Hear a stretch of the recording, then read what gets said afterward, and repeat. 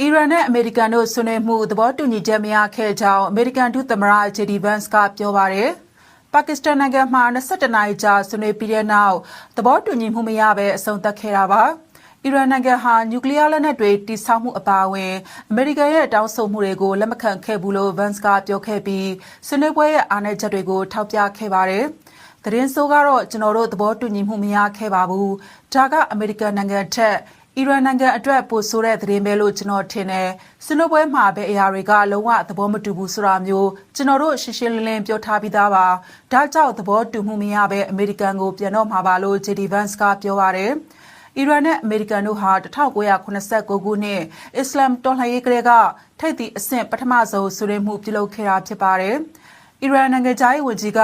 အမေရိကန်ကအလွန်အကျွံတောင်းဆိုမှုနဲ့မတရားတဲ့တောင်းဆိုမှုတွေရှိခဲ့လို့ဆွေးနွေးပွဲကပွတ်တိုက်မှုတွေရှိတယ်လို့ဆိုပါတယ်။အမေရိကန်သမ္မတဒေါ်နယ်ထရမ့်ကတော့ဆွေးနွေးပွဲမှာသဘောတူညီချက်ရတာပဲဖြစ်ဖြစ်မရတာပဲဖြစ်ဖြစ်သူ့အတွက်ထူးခြားလာမှာမဟုတ်ကြောင်းအစောပိုင်းကထုတ်ဖော်ပြောဆိုထားပူပါတယ်ရှင်။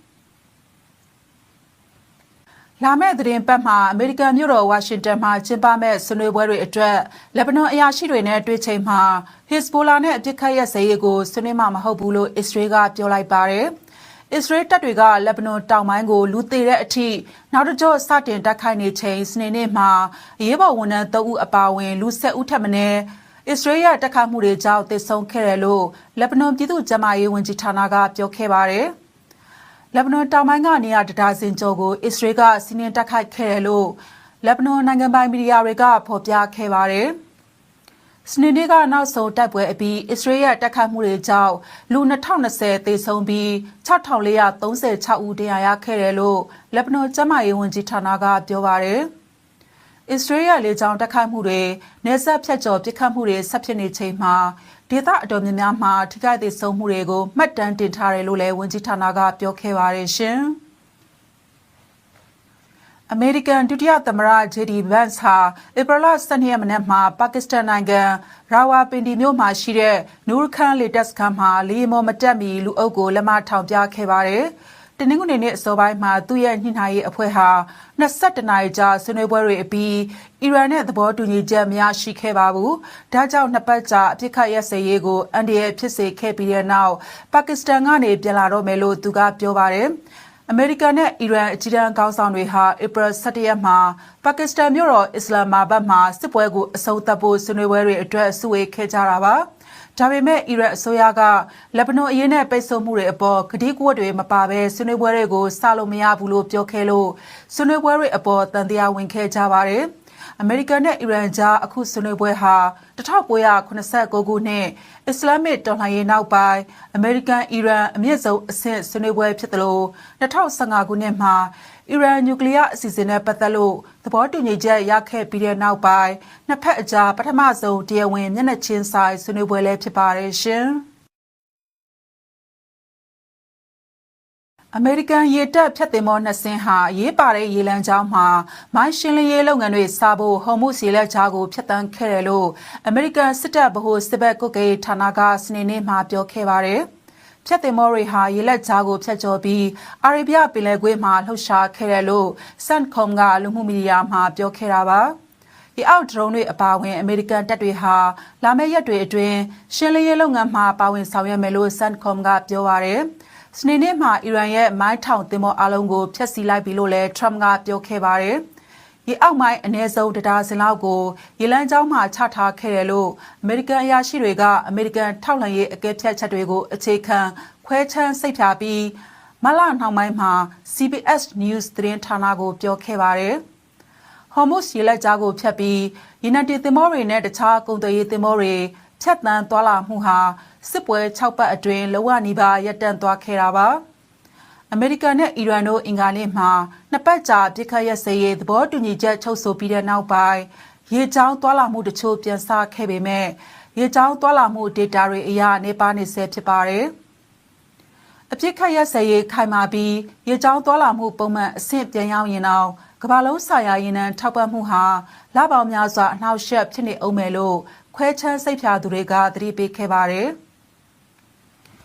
စစ်ပွဲအတွင်းပျက်စီးသွားတဲ့ရေနံချက်စက်ရုံတွေနဲ့တခြားစွမ်းရည်အခြေခံအဆောက်အအုံတွေကိုပြုပြင်ဖို့အချိန်ယူရမှာဖြစ်ပြီး ဒေသတွေရင်းနှံတင်သင်္ဘောတွေကိုလေပတ်တဲ့သင်္ဘောကုမ္ပဏီတွေဟာလည်းလုပ်ငန်းလေပတ်မှုပြန်စဖို့အနည်းဆုံးအချိန်2လလိုမယ်လို့ပထဝီနိုင်ငံရေးအန်ဒီရဲ့ဆိုင်ရာအတိုင်းအခံကုမ္ပဏီ Eurasia Group ကစွမ်းရည်စက်မှုနဲ့အရင်းမြစ်ဆိုင်ရာ Managing Director Henning Glueisteen ကပြောခဲ့ပါတယ်ရှင်။ဟော်မုစီလက်ကြားဖြတ်တန်းခွင့်မကောက်သင့်ဘူးလို့အမေရိကန်သမ္မတဒေါ်နယ်ထရမ့်ကပြောပါတယ်။ဖြတ်တန်းကမကောက်ရင်ပိုကောင်းပါတယ်။တကယ်လို့ကောက်နေရင်အခုချိန်မှရက်လိုက်တာပိုကောင်းပါတယ်လို့ထရမ့်ကဆိုရှယ်မီဒီယာ Truth မှာရေးသားထားပါတယ်။ဟော်မုစီလက်ကြားကိုစီတင်သင်္ဘောတွေဖြတ်တန်းသွားလာရေးနဲ့ပတ်သက်ပြီးအီရန်ရဲ့အလောက်ကိုင်ပုံအရန်ညံ့တယ်လို့ထရမ့်ကထပ်မံပြောဆိုခဲ့ပါသေးတယ်။ဟော်မုစီလက်ကြားဟာကမ္ဘာရေနံနဲ့ဓာတ်ငွေ20%ဖြတ်တန်းပို့ဆောင်ပေးတဲ့နေရာဖြစ်ပါတယ်။ဟော်မုစီလက်ကြားမှာဧပြီလ10ရက်နေ့ကသင်္ဘောဖြတ်တန်းမှုအနည်းဆုံးဖြစ်တယ်လို့ရိုက်တာကဖော်ပြပါတယ်။အီရန်နဲ့အမေရိကန်တို့အပြစ်ခတ်ရက်စဲမှုရယူထားပေမဲ့သင်္ဘောဖြတ်တန်းမှုနည်းနေတာဖြစ်ပါတယ်။အီရန်နဲ့အမေရိကန်တို့ဆွေးနွေးပွဲပြုလုပ်ဖို့တရက်တာလိုတော့ပေမဲ့သူတို့ရဲ့နှစ်ပတ်အပြစ်ခတ်ရက်စဲရေးကထိခိုက်လွယ်တဲ့သဘောတူညီမှုတစ်ခုပဲဖြစ်ပါတယ်။အမေရိကန်ကဟော်မုစီလက်ကြားနဲ့ပတ်သက်ပြီးအီရန်ကစီကံချိုးဖောက်တယ်လို့ဆွဆွဲထားသလိုအစ္စရေးကလည်းလက်ဘနွန်ကိုတိုက်ခိုက်မှုတွေပြုလုပ်ခဲ့တာကစီကံဖောက်တာပဲလို့ပြန်ပြီးဆွဆွဲထားပါတယ်။ဘော်ဒူနေကလက်ဘနွန်ကိုအကြီးဆုံးတိုက်ခိုက်မှုပြုလုပ်ခဲ့တာနဲ့ပတ်သက်ပြီးအီရန်ကဟော်မုစီလက်ကြားကိုဆက်ပြီးပိတ်ထားတာဖြစ်ပါတယ်။ထရမ့်ကတော့အဲ့ဒီလိုပိတ်ထားတာကသဘောတူတဲ့အထက်မှာမပါဘူးလို့ပြောထားပါတယ်ရှင်။ရုရှားနဲ့ယူကရိန်းတို့ဟာအာရပ်စော်ဘွားများပြည်ထောင်စု UAE ရဲ့ဂျာဝင်စစ်စပ်မှုနဲ့စစ်တုံးပန်းကျင်းလဲတဲ့အစီအစဉ်ကိုစခဲ့ပြီးဧပြီ17ရက်မှာနှစ်ဖက်စလုံးကအကျဉ်းသား185ယောက်ကိုလဲလှယ်ခဲ့တယ်လို့ရုရှားကာကွယ်ရေးဝန်ကြီးဌာနကပြောပါတယ်။ပြန်လွှတ်ပေးလိုက်တဲ့စစ်သည်တွေကိုဘီလာရုစ်ကိုပြောင်းရွှေ့ခဲ့ပြီးလိုအပ်တဲ့စိတ်ပိုင်းဆိုင်ရာနဲ့ဆေးဘက်ဆိုင်ရာကုသမှုတွေခံယူနေတယ်လို့ဝန်ကြီးဌာနကပြောပါတယ်။ရုရှားဟာမူလကကတ်ဒေတာကအရက်သား9ဦးကိုလည်းပြန်ပို့ခဲ့တယ်လို့ဝန်ကြီးဌာနကပြောပါတယ်။ယူကရိန်းနိုင်ငံကရုရှားနိုင်ငံစီကယူကရိန်းစစ်မှုထမ်း185ဦးနဲ့အရက်သား9ဦးကိုအိမ်ပြန်ခေါ်ဆောင်လာခဲ့ပြီလို့ယူကရိန်းသမ္မတဗိုလိုဒီမာဇလန်စကီကဧပြီ17ရက်မှာပြောပါတယ်။ယူကရိန်းစစ်မှုထမ်းတွေဟာနိုင်ငံအရှေ့ဘက်ကနေတောင်ဘက်အထိမတူညီတဲ့စစ်မျက်နှာတွေမှာနိုင်ငံကိုကာကွယ်ခဲ့ပြီးသူတို့ထဲကအများစုဟာ2022ခုနှစ်ကစပြီးရုရှားနိုင်ငံထဲမှာအဖမ်းခံထားခဲ့ရတယ်လို့ဇလန်စကီကပြောပါတယ်။လက်နက်ကြောကြားစစ်ပွဲအတွင်းယူကရိန်းနဲ့ရုရှားအစိုးရတို့ဟာပုံမှန်စစ်တုပ်ပန်းလဲခဲ့ကြပါတယ်။အမေရိကန်ကဂျာဝင်စစ်ဆက်ပေးတဲ့ယူကရိန်းနဲ့ရုရှားအကြားနေမြေပြဿနာနဲ့ပတ်သက်ပြီးရပ်နေတဲ့ငြိမ်းချမ်းရေးဆွေးနွေးပွဲတွေအများပြားကနေထွက်လာတဲ့ခိုင်မာတဲ့ရလဒ်အနေနဲ့ထဲကတစ်ခုလည်းဖြစ်ပါတယ်။ယူကရိန်းနဲ့ရုရှားနှစ်နိုင်ငံစလုံးဟာအခုသတင်းပတ်ကုန်ရက်မှာ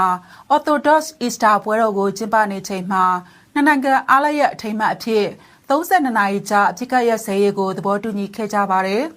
။အပြစ်ခတ်ရက်စဲမှုဟာဧပြီ17ရက်ညနေ4နာရီမှစပြီးဧပြီ12ရက်ညသန်းခေါင်ယံမှာပြီးမယ်လို့ရုရှားနိုင်ငံကပြောပါတယ်ရှင်။